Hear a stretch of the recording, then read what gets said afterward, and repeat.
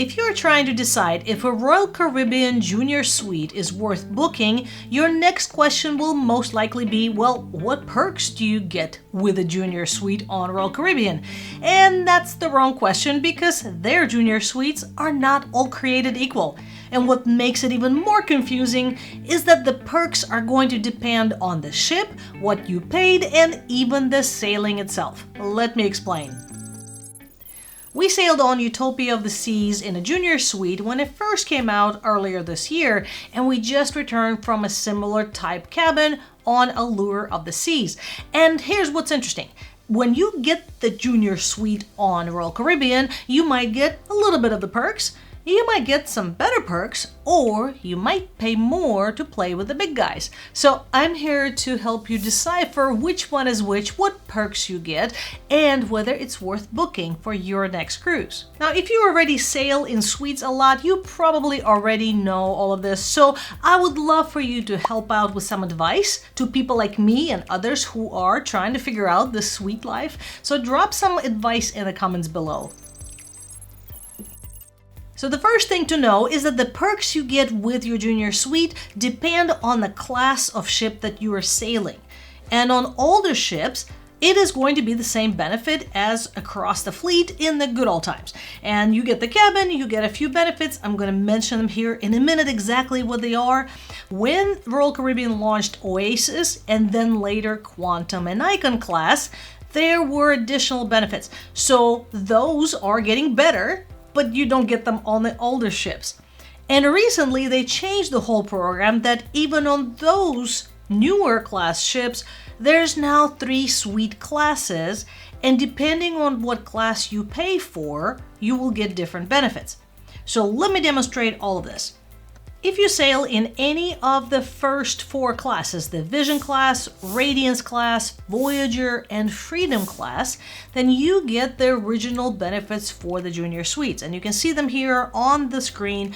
You get the bathrobe, yay, for onboard use. You get the luxury bathroom amenities. You get the Lavazza espresso coffee machine, which is addicting. It is really, really good if you like that kind of stuff. And you get the priority boarding on your ship. Now, with that in mind, of course, the biggest benefit you get is the bigger cabin, which is what most people are looking forward to upgrading. Now, once you get into the last 3 classes of ships, Oasis, Quantum, and Icon class, one big addition is the Coastal Kitchen. And the Coastal Kitchen is that nice restaurant. It is comparable to some of the specialty restaurants, and it is a big benefit because it does help you avoid having to pay for the specialty restaurants if you like that more elevated, upgraded dining experience. Those who are staying in a regular suites get the Coastal Kitchen for breakfast, lunch, and dinner. And if you're staying in a Junior Suite, you get to have dinner, but there's that dreaded word, based upon availability. And that is the big question that many people ask. What does that mean? What is the based upon availability? If you look at cruising forums or Reddit, you will see many discussions of how different the experience is between different ships for this Coastal Kitchen for junior guests. Some people say when you get to the Coastal Kitchen, the door is closed and your key doesn't work. And that is exactly what we had on both of our sailings. You have to actually wait for somebody to go and open the door for you.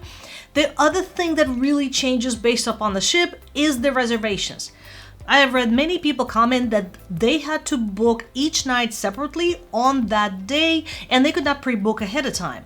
On the other hand, on our Allure sailing, we could book everything on the first day. On Utopia, we did the same. So we were able to walk in the first day and they assigned us dining time for the rest of the cruise at the time that we wanted to eat. Now, I did get to talk to the host on Allure of the Seas on our last cruise last week, and I asked him that specific question. Do you have to turn people away a lot if they are in a junior suite? And he said he worked on Icon for 7 months and now he's been about 6 months or 7 months on Allure. And he said he's never had to turn anybody away, but you might have to eat dinner later. By 8 p.m. on average, Coastal Kitchen is getting to be rather empty. And so by then, if you don't mind eating dinner later, you should be able to eat there. So this definitely does help offset the cost because you don't have to pay for the specialty dining, since they do have some of the same menu. They do have the filet mignon, they have the lobster, so they do have the same things that people pay for in specialty dining restaurants.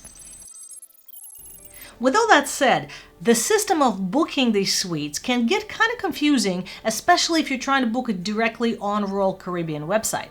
Now, as a travel advisor, I get to see in our dashboard specifically the program that I am choosing for the junior suite. And sometimes they'll only have one level available, so they will only have a junior suite with a sea level.